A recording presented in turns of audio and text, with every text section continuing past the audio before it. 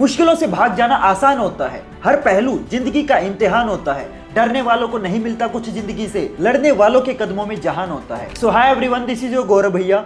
यार मैं इस साल भी ना बहुत सारे बच्चों को वही सेम मिस्टेक करते हुए देख रहा हूं जो पिछले साल वाले बच्चों ने की थी, और वो मिस्टेक्स तुम्हें अपना ड्रीम कॉलेज अचीव करने में रोकती हैं। तो आज की इस वीडियो के अंदर मैं आपको वो मिस्टेक्स बताने वाला हूं, तो प्लीज यार वीडियो को एंड तक देखना। कोई फर्क नहीं पड़ता, तुम इस वीडियो को डबल स्पीड पे देख लो, लेकिन पूरी वीडियो को ना एंड तक देखना। एक भी मिस्टेक ना स्किप मत कर देना, क्योंकि अगर आपने एक मिस्टेक भी स्किप कर दी ना, क्या पता वो मिस्टेक आप भी कर रहे हो, राइट? तो आपका सिलेक्शन रुक सकता है। तो प्लीज वीडियो को एंड तक देखना, चाहे डबल स्पीड पे देख लेना। तो वीडियो को स्टार्ट करता हूं। तो सबसे पहली मिस्टेक क्या है? Prioritising one subject. मैं जानता हूं यार आपका कोई ना कोई फेवरेट सब्जेक्ट होगा। आपके टोटल 3 सब्जेक्ट होते हैं, बायो, फिजिक्स, केमिस्ट्री, राइट? हो सकता है आपको फिजिक्स पसंद हो या केमिस्ट्री पसंद हो। मोस्टली बच्चों को बायोलॉजी पसंद होता है, लेकिन वो क्या गलती करते हैं, जो उनका फेवरेट सब्जेक्ट है ना उस पे वो बहुत ज्यादा फोकस कर देते हैं, और जो बाकी सब्जेक्ट्स है ना उनको ना वो इग्नोर करने लग जाते हैं। देखो यार, अगर तुम्हें 680 प्लस स्कोर करना है ना, तो तुम्हें तीनों सब्जेक्ट्स पे इक्वल फोकस करना पड़ेगा। देखो, अगर तुम्हारा कोई फेवरेट सब्जेक्ट है ना, तो उसको यार एमबीबीएस में जाने के बाद पढ़ लेना ना। जब तक आपका नीट क्लियर नहीं हो जाता ना, तब तक आपको सभी सब्जेक्ट्स पे इक्वल फोकस करना पड़ेगा। हो सकता है आपको इन तीनों सब्जेक्ट में से कोई एक सब्जेक्ट थोड़ा सा कम पसंद हो, मान के चलता हूं,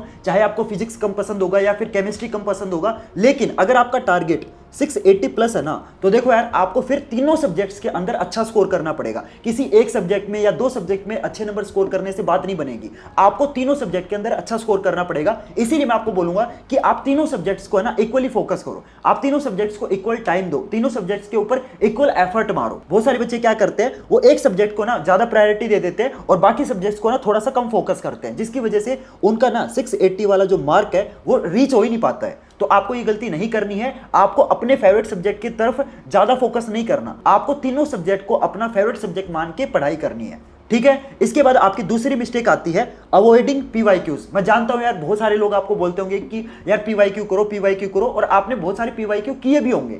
फिर भी मैं आपको बोलूंगा कि पीवाईक्यू करो, क्योंकि आपका जो 50 to 60% पेपर है ना, वो आपका पीवाईक्यू से आता है। पीवाईक्यूज ज्यादा करने से ना आपको एग्जामिनर का जो माइंडसेट है ना, उसके बारे में पता चलता है कि वो किस टॉपिक को ज्यादा इंपॉर्टेंट समझता है और किस टॉपिक को वो नॉर्मल समझता है। इसलिए मैं आपको बोलता हूं कि ज्यादा से ज्यादा पीवाईक्यूज करो। कम से कम है ना आपको डेली 50 से 100 पीवाईक्यूज डेली आपको करने चाहिए। और मैं हमेशा एक बात बोलता हूं कि पीवाईक्यूज जितने ज्यादा करो ना उतने ही कम है, ठीक है? तो डेली आपको कम से कम 50 से 100 पीवाईक्यूज डेली करने हैं, और हर सब्जेक्ट की बात कर रहा हूं मैं यहाँ पे, ठीक है? तो पीवाईक्यूज कभी भी आपको अवॉइड नहीं करनी है। ये बहुत बड़ी मिस्टेक कर रहे हैं बहुत बच्चे, ठीक है? ये मिस्टेक आपको नहीं करनी है। इसके बाद आपकी तीसरी मिस्टेक आती है रेफरिंग मल्टीपल बुक्स। देखो यार, मैं जानता हूं आपने ना बहुत सारे बुक्स का ढेर लगा लिया होगा। आपके पास एनसीईआरटी होगी, आपके पास रेफरेंस बुक होगी, इस पब्लिकेशन की, उस पब्लिकेशन की, ये भी होंगे, वो भी होंगे, सैंपल पेपर्स होंगे, दुनिया भर की चीजें होंगी। लेकिन ये है ना बहुत बड़ी मिस्टेक होती है। एक कहावत है, too many priorities is no priority, ठीक है? आप अगर हर बुक पढ़ने की कोशिश करोगे ना, तो बेसिकली आपको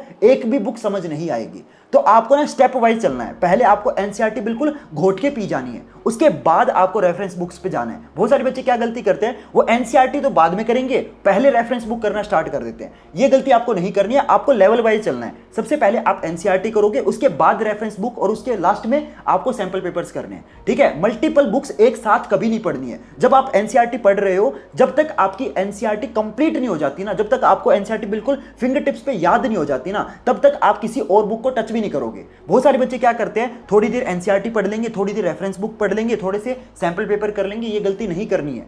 आप जिस चैप्टर को पढ़ रहे हो वो एक ही बुक से एक ही टाइम पे पढ़ो, और उसी चैप्टर के आपको पीवाईक्यूज करने हैं। तो इस तरीके से अगर आप चीजों को मैनेज करोगे ना, तभी आपका सिलेक्शन हो पाएगा। मल्टीपल बुक्स करोगे तो आप कहीं के भी नहीं रह पाओगे, तो वो वाला हाल हो जाएगा जैसे एक लाइब्रेरियन का हाल होता है ना। लाइब्रेरियन के देखो चारों तरफ कितनी सारी बुक्स होती हैं, लेकिन उसकी जो नॉलेज है ना वो वहीं पे रहती है। वही सेम गलती आप कर रहे हो, आपके पास भी ना किताबों का ढेर लगा हुआ है, लेकिन आपकी जो नॉलेज है वो आगे बढ़ी नहीं रही है। तो ये गलती आपको नहीं करनी है। एक टाइम पे आप एक ही बुक को फॉलो करो, और जब तक वो कंप्लीट नहीं हो जाती तब तक आप सेकंड बुक पे नहीं जाओगे, ठीक है? समझ में आई बात? इसके बाद अगली मिस्टेक आती है running away from mock test. ये गलती ना मैं देख रहा हूं बहुत सारे बच्चे करते हैं। क्या करते हैं, एनसीईआरटी कर ली, ठीक है, उसके बाद रेफरेंस बुक भी कर ली, ठीक है, लेकिन वो है ना मॉक टेस्ट नहीं करते हैं। मॉक टेस्ट करना बहुत जरूरी है। मॉक टेस्ट है ना एक तरीके से लड़ाई से पहले की तैयारी है। मान लो आपने तलवार चलानी सीख ली, आपने शील्ड पकड़नी सीख ली, लेकिन अगर आप सीधा ना दुश्मन से लड़ाई करने चले जाओगे तो आप हार के आओगे।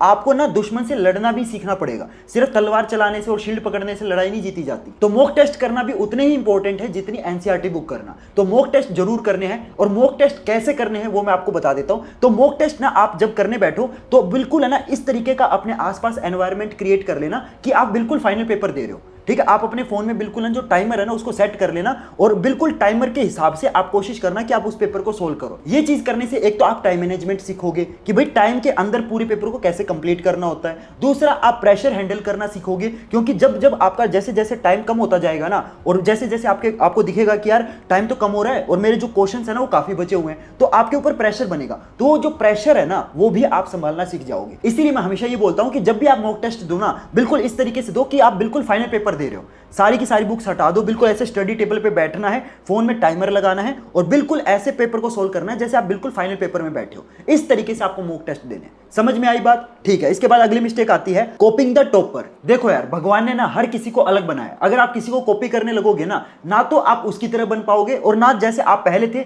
ना वैसे रह पाओगे। तो कभी भी किसी को कॉपी मत करना। मैं देखता हूं बहुत सारे बच्चे पता है क्या गलती करते हैं, वो ना टॉपर को कॉपी करते हैं। अच्छा, टॉपर ये बुक पढ़ता है, मैं भी ये बुक ले आता हूं। अच्छा, टॉपर ये टाइम टेबल फॉलो करता है, मैं भी ये फॉलो कर लेता हूं। अच्छा, टॉपर इस टीचर से पढ़ता है, मैं भी इस टीचर से पढ़ने लग जाता हूं। यार, आप किसी को कॉपी करोगे ना तो उसमें आपका ही नुकसान है। ठीक है, आप कभी भी किसी को कॉपी मत करो। और कॉपी करोगे, कितना कॉपी कर लोगे यार? एक लिमिट तो आएगी ना। आप किसी टॉपर का टाइम टेबल कभी कॉपी नहीं कर पाओगे। क्यों? क्योंकि यार उसके घर का माहौल अलग है और आपके घर का माहौल अलग है। मान लो वो 11 बजे सेल्फ स्टडी करता है और आपके 11 बजे मान लो आपकी कोचिंग है, तो क्या कर लोगे? धरा का धरा रह गया टाइम टेबल, राइट? तो instead of making time table, आपको क्या करना है? आपको ना गोल टेबल बनाना है।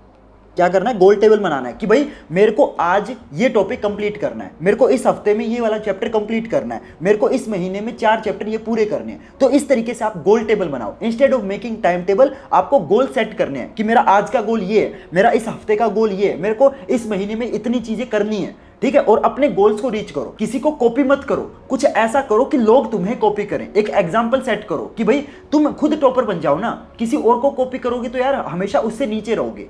अगर आपको उस टॉपर से ऊपर निकलना है ना तो आपको अपनी यूनिकनेस के दम पे आप निकल सकते हो। किसी को कॉपी करके ना आज तक कोई ऊपर नहीं पहुंचा। तो कभी भी किसी को कॉपी नहीं करना है कि वो ये बुक फॉलो करता है, वो उस टीचर से पढ़ता है, वो ये टाइम टेबल फॉलो करता है, इसी में रह जाओगे। ठीक है, कभी भी उससे आगे नहीं निकल पाओगे। कुछ ऐसा करो कि लोग तुम्हें कॉपी करें। Instead of copying a topper, be a topper. समझ में आई बात? इसके बाद यार एक बहुत बड़ी मिस्टेक आती है स्किपिंग रिवीजन। देखो यार, हम है ना कोई भगवान नहीं है कि हमने कोई चीज एक बार याद कर ली तो वो हमेशा के लिए याद हो गई। ऐसा कभी नहीं होता। हम इंसान हैं। इंसानों की जो मेमोरी होती है ना वो 2 टाइप की होती है। एक होती है शॉर्ट टर्म मेमोरी, एक होती है long term memory. For example, आपके फोन में कोई ओटीपी आया, ठीक है, वो ओटीपी आपको कितनी देर याद रहेगा? सिर्फ 10 मिनट। आप अगले दिन उस ओटीपी को भूल जाओगे। लेकिन वहीं पे आपका फोन नंबर है, वो भी तो एक नंबर ही है। जैसे ओटीपी एक नंबर है वैसे फोन नंबर भी एक नंबर है। लेकिन फोन नंबर आप कभी नहीं भूलते। क्यों? क्योंकि उस फोन नंबर को आप बार बार रिकॉल करते रहते हो। तो कहने का मतलब क्या है कि जिस चीज को हम बार बार रिकॉल करते हैं ना वो चीज हमेशा के लिए हमें याद हो जाती है। तो वही सेम चीज आपको ना अपने सिलेबस के साथ करनी है।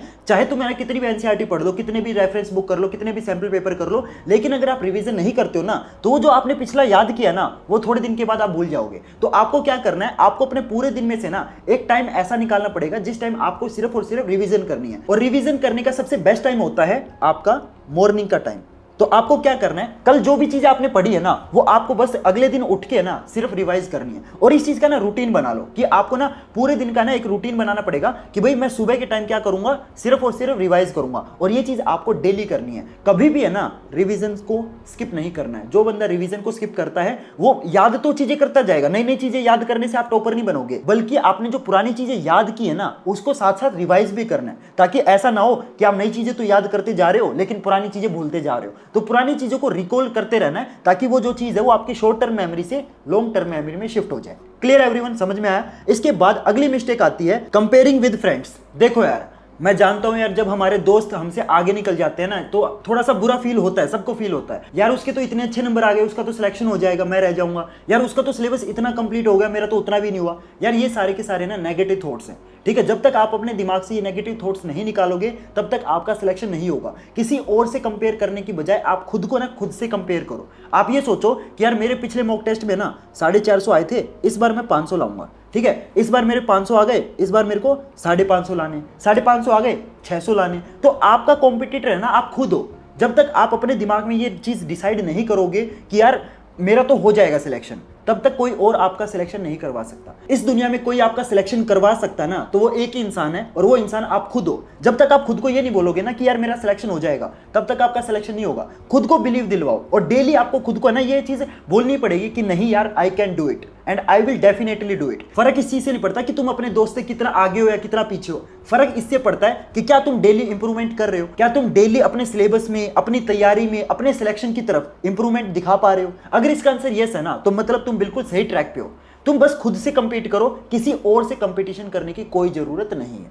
क्लियर एवरीवन, समझ में आया? इसके बाद आपकी आखिरी मिस्टेक आती है, जो कि सबसे बड़ी मिस्टेक है, क्योंकि बहुत सारे बच्चे ना इस चीज को इग्नोर करते हैं, वो है अपनी मेंटल पीस। देखो यार, नीट क्लियर करना आपका ड्रीम हो सकता है, लेकिन नीट क्लियर करना ये आपकी लाइफ नहीं है, ठीक है? तो अपने 24 घंटे सिर्फ और सिर्फ दिमाग में नीट नहीं रखना है, आपको अपनी फैमिली के लिए, अपने फ्रेंड्स के लिए भी टाइम निकालना है, ठीक है? आपकी अपनी पर्सनल लाइफ भी है, तो 24 घंटे नीट नहीं करना है दिमाग में, ठीक है? पढ़ो, बहुत पढ़ो, सबसे आगे निकल जाओ, लेकिन अपनी फैमिली, अपने फ्रेंड्स को भी बिल्कुल टाइम देना है। अपनी जो हॉबीज हैं, ठीक है, उसको भी टाइम देना है। अगर आप 24 घंटे किताबी कीड़े बन के रहोगे ना, तो आप एक तरीके से नीट तो अचीव कर लोगे, लेकिन जो लाइफ का एग्जाम है ना, आप उसमें हार जाओगे। आपको लाइफ भी जीनी है, आपको नीट भी क्लियर करना है और आपको लाइफ भी जीनी है, तो आपको ना बैलेंस बना के रखना पड़ेगा अपने ड्रीम के बीच में और अपनी पर्सनल लाइफ के बीच में। तो जब भी पढ़ाई करो तो थोड़े थोड़े ना बीच में ना छोटे छोटे ब्रेक्स लेते रहो, और उस ब्रेक्स के अंदर आप अपने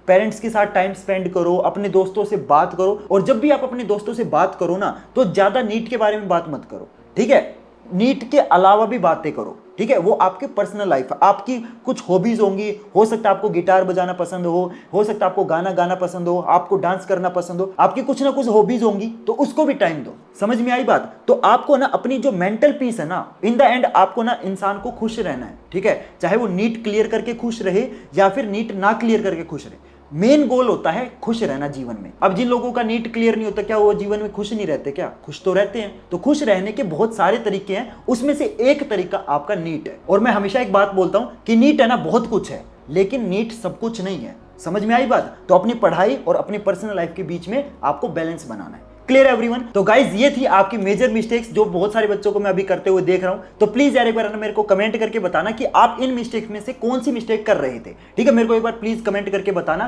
और बिल्कुल बेझिझक बोलना कि भैया मैं ये वाली मिस्टेक कर रहा था या मैं ये वाली मिस्टेक कर रही थी, ठीक है? बिल्कुल मेरे आगे बिल्कुल भी आपको हेजिटेट करने की जरूरत नहीं है। मैं आपका कोई टीचर नहीं हूं, ठीक है? मैं आपका भैया हूं, तो भैया से तो बिल्कुल भी हेजिटेट मत करो, बिल्कुल भी मेरे आगे नर्वस होने की जरूरत नहीं है। अपने बीच में जो इक्वेशन है ना, अपने बीच में जो रिलेशन है, वो बिल्कुल ट्रांसपेरेंट होना चाहिए, ठीक है? तो प्लीज कमेंट करके बताना कि आप इनमें से कौन सी मिस्टेक कर रहे थे। और यार देखो, ये चैनल मैंने थोड़ा सा नया चैनल है मेरा, तो अभी जस्ट ताजा मैंने ये चैनल लॉन्च किया है, तो प्लीज यार थोड़ा सा सपोर्ट करना, इस वीडियो को अपने फ्रेंड्स और क्लासमेट के साथ शेयर करना, और उनको भी बोलना कि यार इस चैनल को सब्सक्राइब कर ले। पहले तो तुम खुद सब्सक्राइब करना और फिर अपने फ्रेंड्स से भी सब्सक्राइब करवा देना, क्योंकि मैं इस चैनल के ऊपर आपका जो बहुत ही प्रीमियम कंटेंट है ना, वो अपलोड करने वाला हूँ। जितनी भी आपकी स्ट्रेटजी वीडियोज हैं, चाहे वो अपडेट्स हो, चाहे रोड मैप हो, चाहे पढ़ाने वाला कंटेंट हो, सब कुछ आपको इस चैनल पर मिलने वाला है। तो मैं आपसे रिक्वेस्ट करूंगा कि प्लीज यार चैनल को सब्सक्राइब कर लेना, ठीक है? तो चलो गाइज, मिलते हैं फिर अगले वीडियो में नए टॉपिक के साथ। तब तक के लिए goodbye and have a nice day.